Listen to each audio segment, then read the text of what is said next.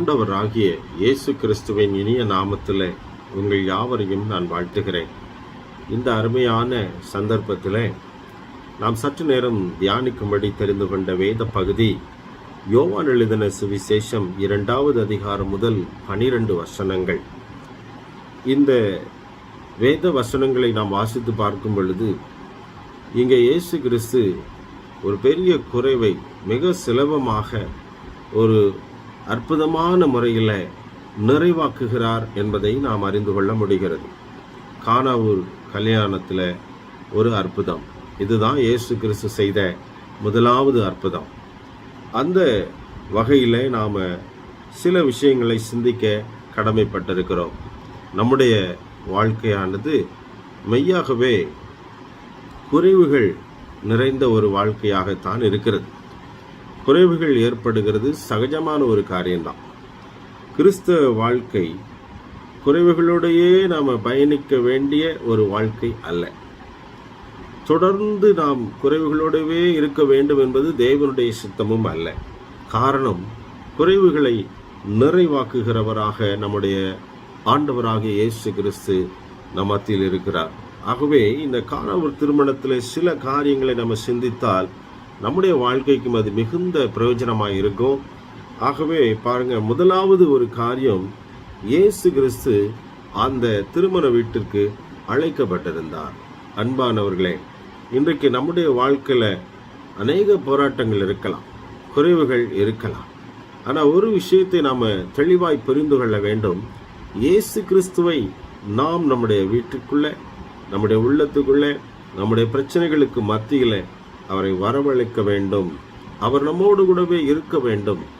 அவர் எந்த இடத்துல இருக்கிறாரோ அந்த இடத்துல குறைவுகள் நிறைவாகிறது என்பதை நாம் மறந்து போகக்கூடாது. இயேசு சொல்லியிருக்கிறார், என்னாலே அல்லாமல் உங்களால் ஒன்றும் செய்யக்கூடாது. ஆகவே நாம் பணிந்து கொண்டு அவரை தொழுது கொண்டு, ஆண்டவரே நீர் என்னோடையே இருக்க வேண்டும் என்பதாக அவரை நாம் வரவழைக்க வேண்டும். இரண்டாவது ஒரு காரியம், அவரிடத்துல அந்த குறைவை அவங்க எடுத்து சொல்லுகிறார்கள். மரியாள், இயேசுவின் தாய், இயேசுவிடத்தில் போய் அந்த குறைவை எடுத்து சொல்கிறாங்க. நீங்களும் நானும் கூட நம்முடைய குறைவுகளை நாமே வைத்துக் கொள்வதோ அல்லது மனிதரிடத்தில் பேசுவது அல்லது எங்கிருந்தாவது நமக்கு உதவி வருமா என்று சொல்லி அங்கே பேசுகிறது போன்ற காரியங்களை நாம் அவாய்ட் பண்ணிட்டு நிறுத்திவிட்டு இயேசுவினிடத்தில் பர்சனலாக அவரிடத்திலே சொல்லும் பொழுது அவர் அதை கவனிக்கிறார் என்பதை நாம் மறந்து போகக்கூடாது. மூன்றாவது ஒரு காரியம் பாருங்க, அவர் உடனடியாய் ஒரு அற்புதத்தை அங்கே செய்யவில்லை. ஸ்திரீயே, என் வேலை இன்னும் வரவில்லை என்று சொல்லி he was waiting for the time of God. இங்கே தான் நம்முடைய விசுவாசமும் அங்கே தோல்வி அடைகிறது. நம்முடைய பொறுமை அங்கு இல்லாத ஒரு சூழ்நிலை காணப்படுகிறது. நாம் மனம் சோர்ந்து போகிற ஒரு சூழ்நிலையும் அங்கே ஏற்படுகிறது. இயேசு கிறிஸ்து ஒரு அற்புதத்தை செய்ய அவருக்கு வல்லமை இருக்கிறது. ஆனாலும் அவர் தேவனுடைய வேலைக்காக காத்திருந்தார் என்பதிலிருந்து நாம் எந்த ஒரு விஷயத்துக்கும் நம்முடைய வேலையின்படி, நம்முடைய தீர்மானத்தின்படி, நம்முடைய சித்தத்தின்படி, நம்முடைய பிரியத்தின்படியாக நாம் ஒன்றை எதிர்பார்க்கிறதை விட நாம் இயேசு கிறிஸ்து எந்த நேரத்தில் எந்த அற்புதத்தை செய்வார் என்று சொல்லி நாம் அவருக்காக காத்திருக்க வேண்டும். அவர் செயல்படும்படி அவருடைய வேலைக்காக நாம் காத்திருக்க வேண்டும். ஒரு பிரச்சனைக்காக நம்ம ஜெபிக்கிறோம்னு சொன்னாக்க நம்முடைய கடமை ஜெபித்து கொண்டே இருக்க வேண்டும்.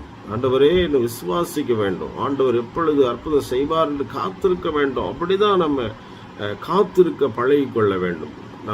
நம்முடைய விருப்பத்தின்படியாய் காரியங்கள் நடக்க வேண்டும் என்று நாம் விரும்பக்கூடாது. இயேசு கிறிஸ்து அப்படிதான் ஜெபித்தார். அவர் எப்படி ஜெபித்தார்? ஆண்டவரே என்னுடைய சித்தம் அல்ல, உம்முடைய சித்தம் தான் நிறைவேறணும் என்று சொல்லி அவர் ஜெபிக்கிறதை பார்க்கிறோம். அதே போல நான்காவது ஒரு காரியம், அவர் சொல்லுகிறபடி நாம் செய்ய வேண்டும். ஒவ்வொரு காரியத்தை குறித்தும் ஆண்டவர் நமக்கு சில ஆலோசனைகளை தருகிறது உண்டு. ஆண்டவர் சில காரியங்களை இப்படி செய்யுங்கள், அப்படி செய்யுங்கள் என்று சொல்லி நமக்கு உணர்த்துகிறது உண்டு, வழி நடத்துகிறது உண்டு, வசனங்களின் மூலமாய் பேசுகிறது உண்டு, ஊழியர்கள் மூலமாய் பேசுகிறது உண்டு. நமக்கு ஆண்டவருக்கும் நமக்கும் நல்ல உறவு இருக்குமானால் கர்த்தர் நம்மோடு கூட பல விதங்களிலே பேசுகிறார். அப்படி அவர் பேசும் பொழுது நம்முடைய அறிவு கெட்டின காரியங்களை சிந்திக்காதபடிக்கு நாம் அப்படியே அவர் சொல்லுகிறதை நாம் நிறைவேற்றும் பொழுது, கீழ்ப்படிந்து அவர் சொல்லுகிறதை செய்யும் பொழுது அங்கே அற்புதம் நடக்கிறதை நம்ம பார்க்கிறோம். அந்த வேலைக்காலத்தில் ஆண்டவர் சொன்னார், நீங்கள் அந்த 6 கற்ஜாடியில் இருக்கிறது, அதில் தண்ணீரை நிரப்புங்கள். அந்த இடத்துல அவங்க கொஞ்சம் யோசிக்கவில்லை, ஏன் என்ற கேள்வி கேட்கவில்லை. அதை மொண்டு பந்தி விசாரிப்புக்காரத்தில் கொண்டு கொடுங்கன்னு சொல்லும்போது கூட அவங்க எதை குறித்து யோசிக்கவில்லை. ஆனால் அங்கே என்ன நடந்தது? தண்ணீரானது திராட்சரசமாய் மாறினது. அதுவும் எப்படிப்பட்ட திராட்சரசம்? ரொம்ப மிகச்சிறந்த திராட்சரசம்.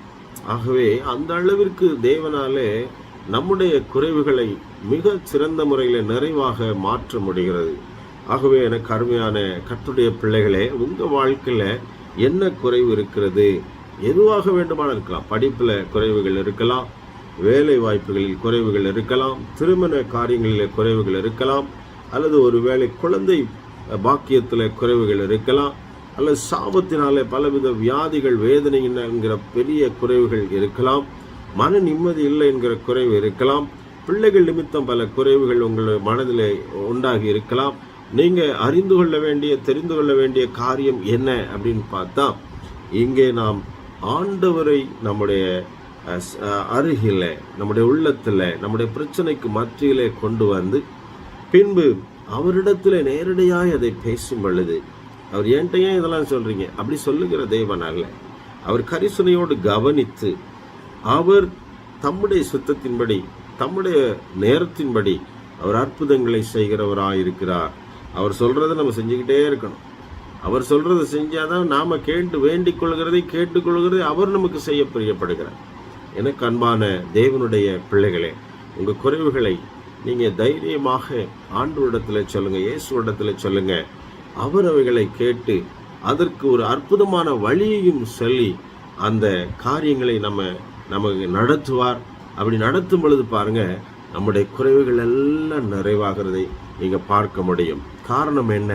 அவர் சர்வ வல்லமையுள்ள தேவன். வானத்திலும் பூமியிலும் சகல அதிகாரங்களும் அவருக்கு கொடுக்கப்பட்டிருக்கிறது. ஆகவே உங்களுடைய பிரச்சனை ஒரு பெரிய பிரச்சனை அல்ல.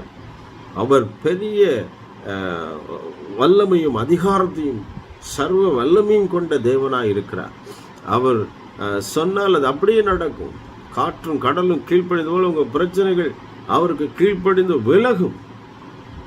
ஆகவே நாம ஆண்டுடைய சமூகத்தில் முழங்கால் படியிட்டு உண்மையாய் வேண்டிக் கொள்ளும் பொழுது, நம்முடைய பிரச்சனைகள் எல்லாம் அவர்கிட்ட ஊற்றும் பொழுது, அவர் எல்லாவற்றுக்கும் செவி கொடுத்து நம் குறைவுகளை நிறைவாக்குகிறார். ஆகவே நாம் ஜெபிக்க போகிறோம். கண்களை மூடி விசுவாசத்தோடு ஜெபிக்க போகிறோம். நம்முடைய குறைவுகள் எல்லாம் நிறைவாக கர்த்தர் மாற்ற விரும்புகிறார். ஜெபிப்போமா? பரிசுத்தமுள்ள நல்ல பிதாவே, இந்த அருமையான நேரத்தில் என்னோடு இணைந்து ஜெபிக்கிற இந்த அன்பான பிள்ளைகள் ஒவ்வொருவருடைய வாழ்க்கையிலும் இருக்கிற குறைகள், ஆண்டவரே, எல்லாவற்றையும் அவங்க உம்முடைய சமூகத்தில் சொல்லும் பொழுது, உம்மை வரவேற்று உமக்கு அருகிலே நின்று உம்மோடு பேசும் பொழுது அந்த குறைவுகளெல்லாம் நீங்க நிறைவேற்று ஆண்டவரே ஒரு பெரிய ஆசீர்வாதத்துக்கு நான் நடத்த வேண்டும் என்று நான் ஜெபிக்கிறேன். என்ன பிரச்சனையா இருந்தாலும் பரவாயில்ல, உம்மால செய்ய முடியாத அதிசயமான காரியம் ஒண்ணுமே கிடையாது. ஆண்டவர் மனம் இறங்கி அற்புதங்களை செய்தது. கிருபையாய் உம்முடைய பிள்ளைகளாகி இவர்களை அரவணைத்து ஆசீர்வதியும்.